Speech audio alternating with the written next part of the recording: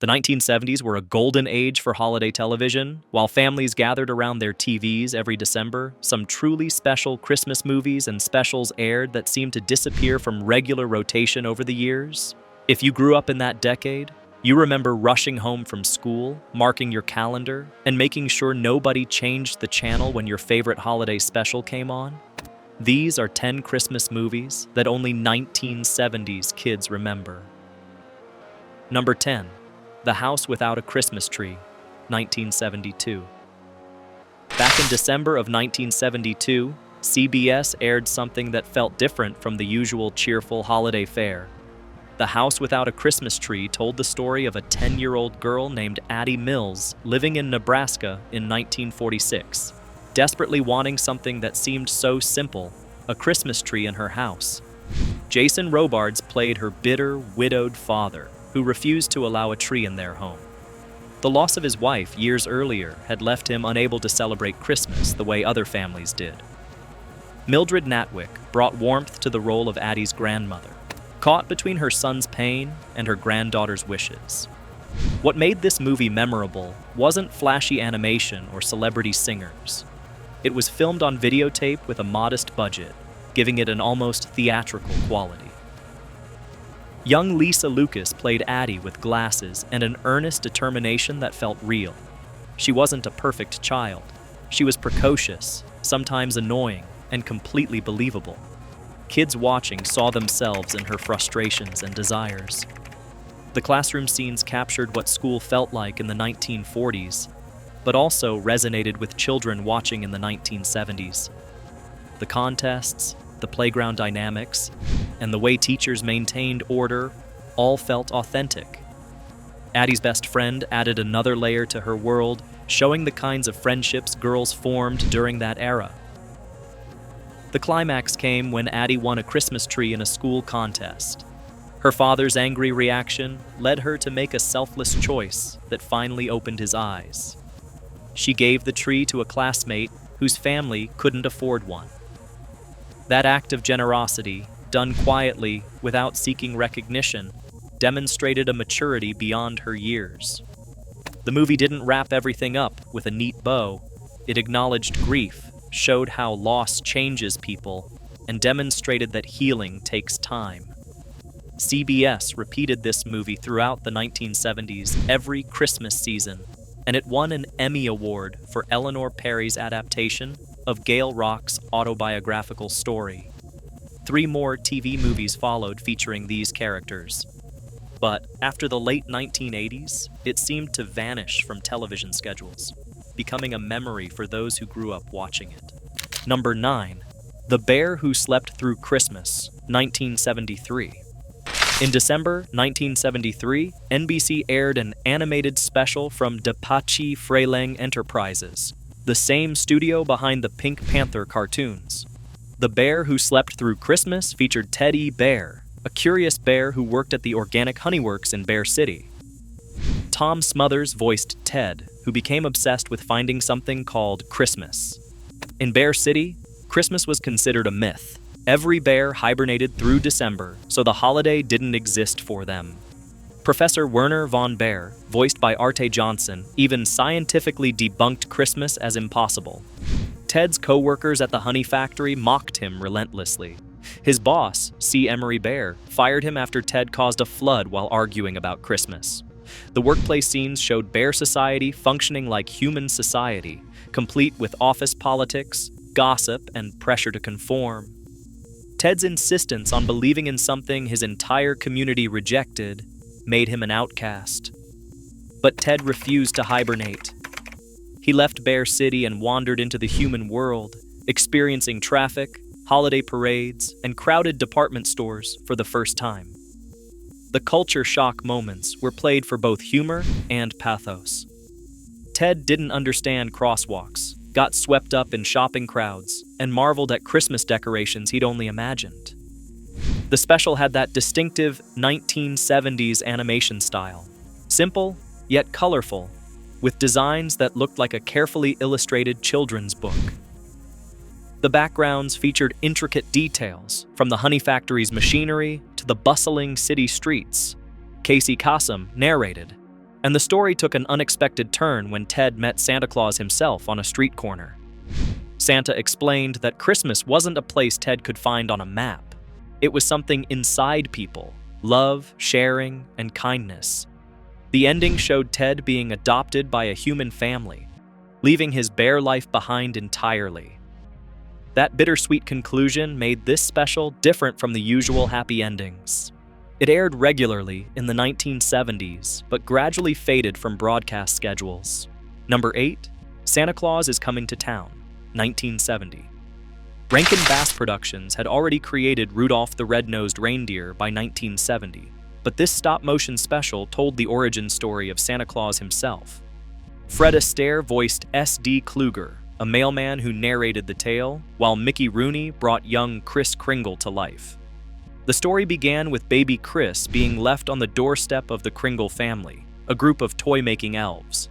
As he grew up, Kris had red hair, a hip 1970s look, and a desire to deliver toys to children. He was raised with love and taught the craft of toy-making. The Kringle elves lived in a cozy workshop filled with wooden toys, simple dolls, and handcrafted treasures. Their dedication to bringing joy through toys shaped everything Kris believed about the world. The problem was Burgermeister Meisterburger, voiced by Paul Frees, who had outlawed toys in Sombertown.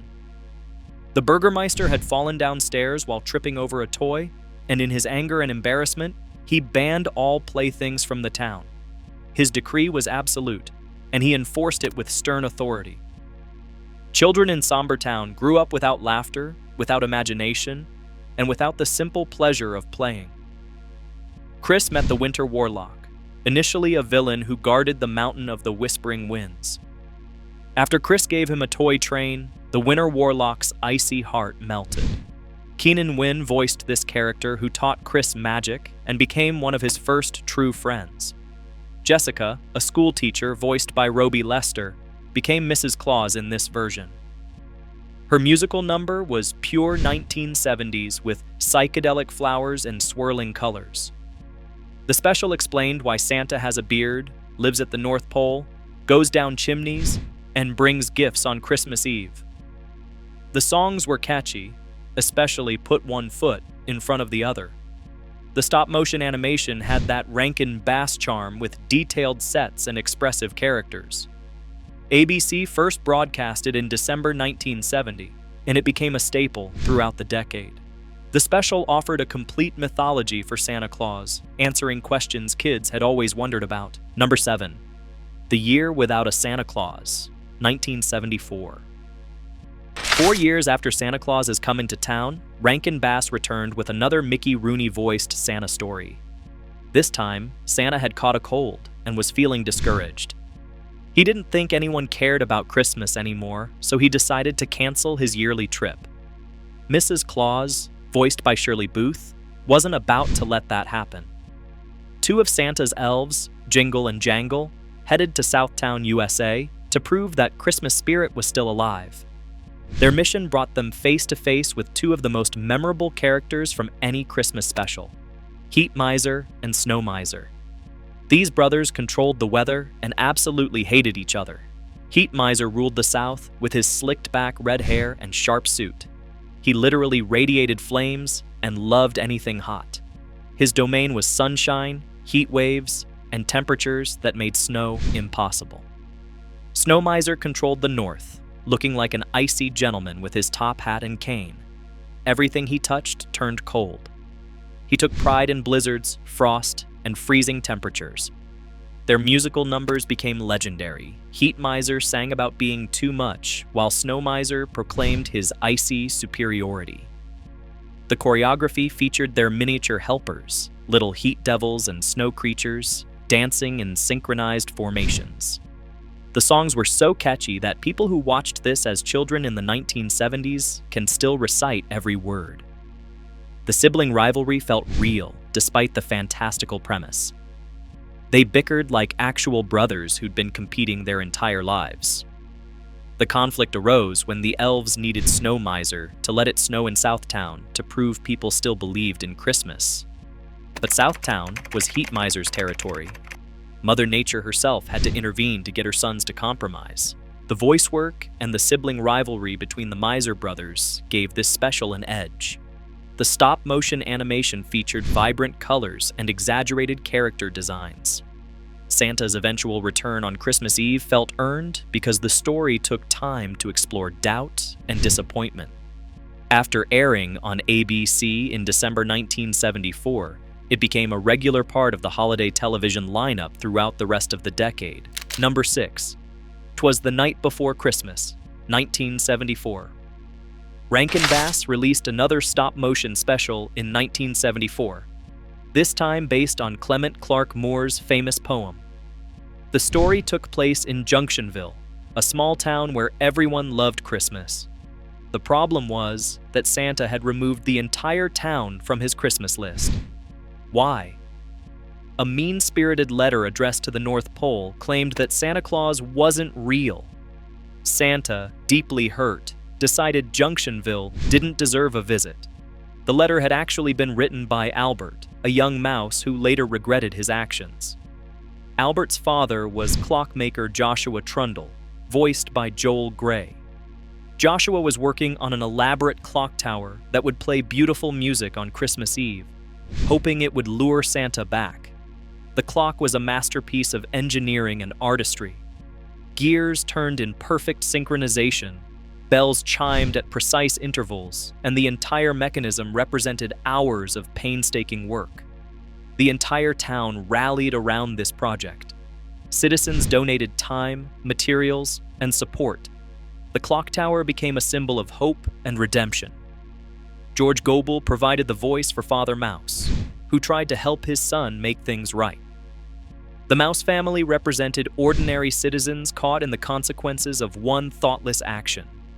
They weren't villains, just flawed characters trying to correct a mistake. The special had that distinctive Rankin Bass stop-motion style. The Mice family wore tiny period clothing complete with vests, dresses, and miniature accessories. Every detail was carefully crafted. The details on the clock tower showed the craftsmanship of the era. The clock itself became a character in the story, with its gears and mechanisms crucial to the plot. You could see each individual gear, each spring, each carefully placed component. The climax arrived on Christmas Eve when something went wrong with the clock.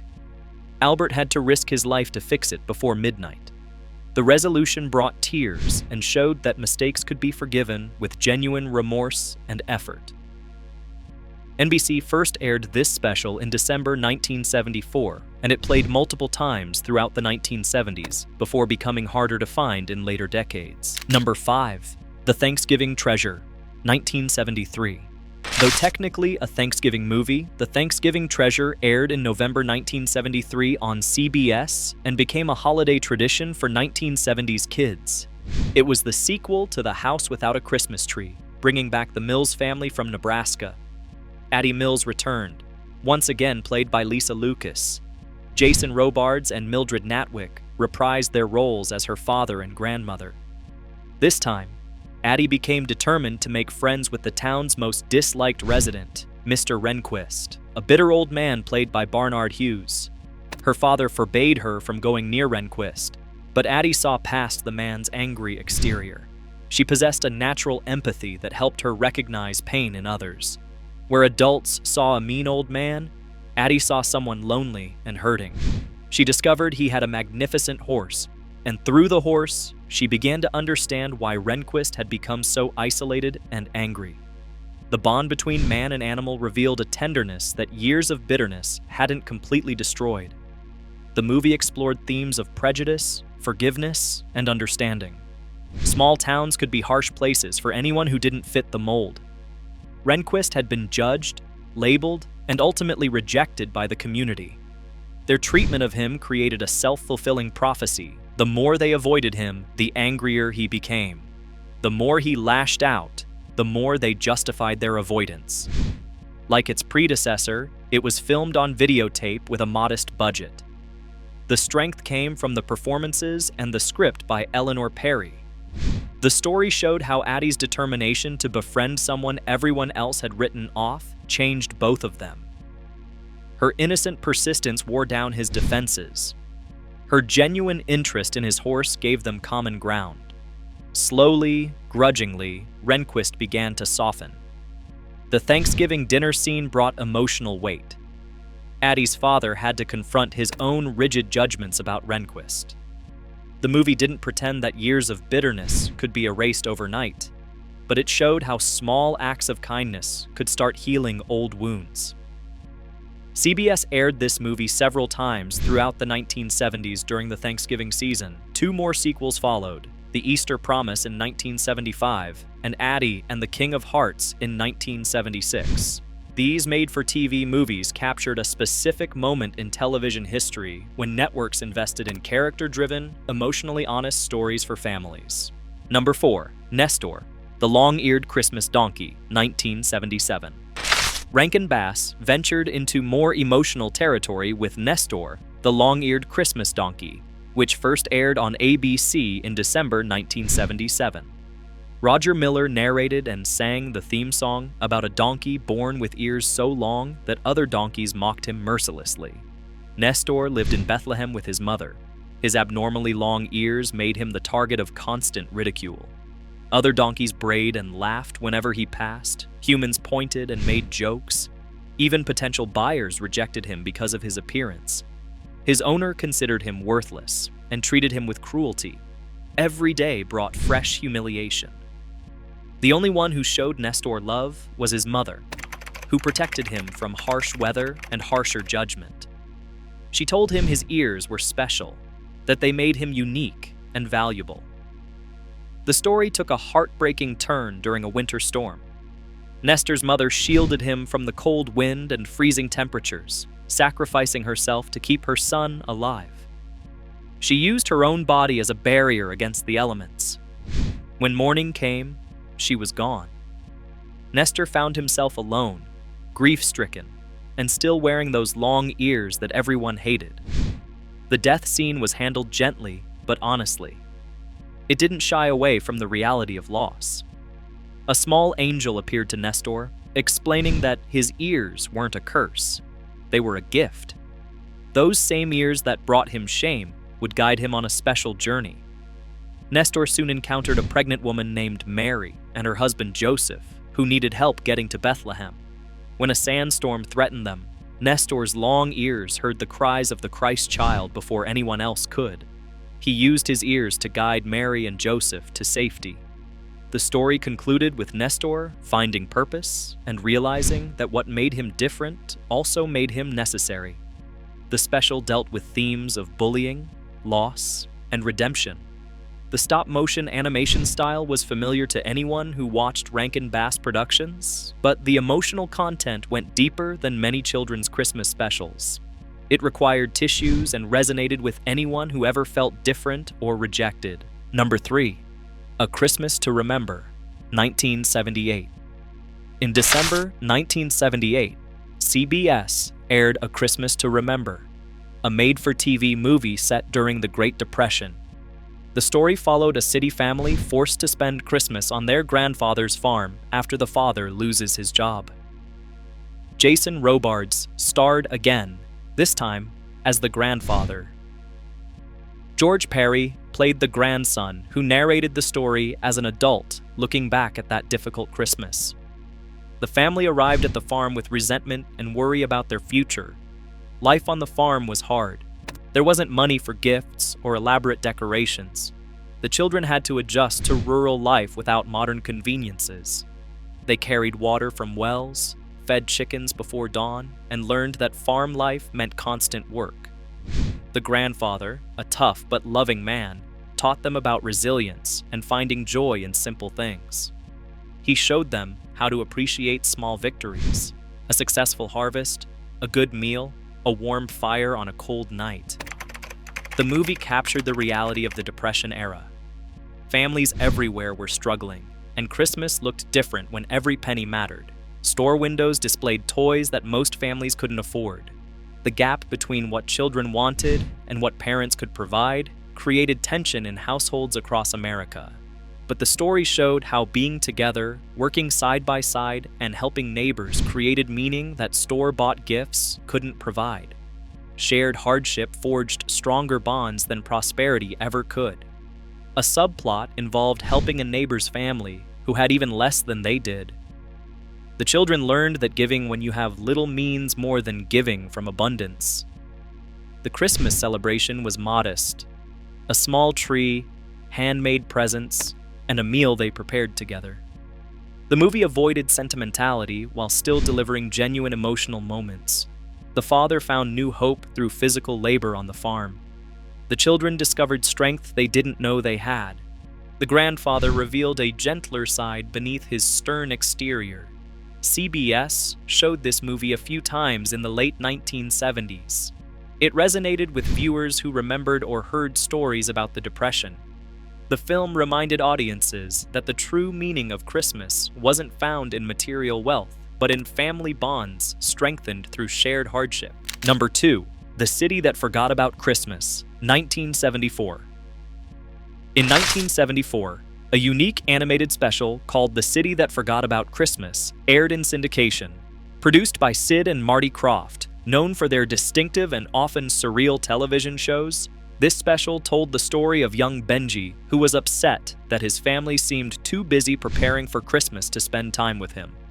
Benji complained to his grandfather, who responded by telling him a story about a town that had literally forgotten what Christmas meant.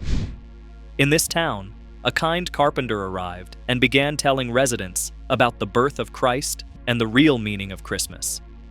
The town's evil mayor didn't appreciate this message. He wanted people focused on work and commerce, not on celebration and reflection. His character represented the forces that try to reduce Christmas to mere transactions. He saw the carpenter as a threat to his authority and the established order. The mayor used intimidation, propaganda, and legal restrictions to silence the message. The carpenter faced opposition and hostility as he tried to remind people about the spiritual significance of the holiday. The animation style had that unmistakable Krofft look, colorful, slightly surreal, and different from the Rankin-Bass aesthetic that dominated holiday specials. The characters had exaggerated features and moved in ways that felt dreamlike. Backgrounds were vibrant and sometimes psychedelic. The Kroffts brought their unique sensibility to the Christmas genre. Anyone familiar with their other work, H.R. Pufnstuf, Land of the Lost, recognized their distinctive fingerprints on this special. The story operated as a parable about how easy it is to lose sight of why Christmas matters. The town's residents had become so consumed with shopping, decorating, and surface-level traditions that they'd forgotten the holiday's origins. The carpenter's gentle persistence eventually broke through their resistance. This special aired on local stations rather than major networks, which meant not every child in the 1970s saw it. Those who did remembered its unusual style and direct religious message. It represented an era when animated specials weren't afraid to explore spiritual themes openly. Finding this special today requires serious digging through obscure television archives. Number 1. Christmas Eve on Sesame Street, 1978. PBS aired Christmas Eve on Sesame Street on December 3, 1978, and it became a beloved special for children who grew up watching the show. Unlike typical Christmas specials, this one felt grounded in the Sesame Street world that kids knew and loved. The story followed Big Bird, who wondered how Santa Claus could visit every house on Christmas Eve when most houses didn't have chimneys. His quest to understand this mystery took him all over Sesame Street, asking different characters how they thought Santa managed his impossible task. Each character offered a different theory. Some were logical, others were imaginative, and all reflected the personalities of the beloved characters. Oscar the Grouch wanted to catch Santa Claus in the act. He set up equipment to photograph Santa coming down the chimney. His motivation was typical Oscar, less about Christmas spirit and more about proving he was right. His grouchy determination added humor to the special.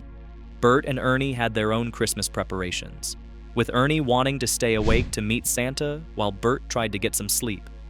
Their dynamic was classic, Ernie's enthusiasm contrasted with Bert's practical nature. The special featured familiar Sesame Street characters dealing with ordinary Christmas concerns. Gordon and Susan helped decorate, bringing their warmth and wisdom to holiday preparations. Cookie Monster was obsessed with cookies for Santa, though he struggled to save them rather than eat them immediately.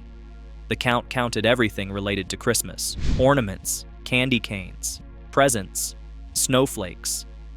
His numerical obsession found endless material during the holiday season. The tone remained consistent with the show's educational mission while embracing the holiday spirit. Big Bird decided to stake out a rooftop on Christmas Eve to finally see Santa's arrival. He waited in the cold, determined to solve the mystery. But exhaustion took over, and he fell asleep before Santa arrived. The next morning, presents appeared, and the mystery remained unsolved. The beauty of this special was its honesty. Big Bird didn't get his answer. Life didn't provide a neat explanation for everything. But Christmas morning still brought joy, gifts, and community. The special acknowledged children's natural curiosity while accepting that some magic doesn't need to be explained. The musical numbers featured classic Sesame Street songs alongside Christmas carols. The animation and puppetry maintained the show's high quality. PBS rebroadcast this special multiple times throughout the late 1970s and into the 1980s, making it a fixture for young viewers during the holiday season. These 10 Christmas movies and specials captured something special about the 1970s. They weren't afraid to deal with real emotions like grief, doubt, and disappointment alongside the joy and magic of Christmas. The animation, whether stop motion or traditional, had a handcrafted quality that reflected the era's creative spirit. Some of these have found new life on DVD or streaming services. Others remain hidden in television archives, rarely shown anymore. But for those who grew up in the 1970s, these movies created memories that last a lifetime. They were the backdrop to family gatherings, the reason to fight over the TV remote, and the markers of the holiday season. If you remember waiting all year to see The House Without a Christmas Tree, or if you can still sing the Heat Miser and Snow Miser songs word for word, you know exactly what made these Christmas movies special. They represented a time when holiday television felt handmade, personal, and willing to trust young viewers with complex emotions. If this video brought back memories of Christmas mornings in the 1970s, give it a thumbs up and hit that subscribe button. Share your favorite 1970s Christmas memory in the comments below. What other forgotten holiday specials do you remember watching? Let's keep these memories alive together. Thanks for watching, and Merry Christmas.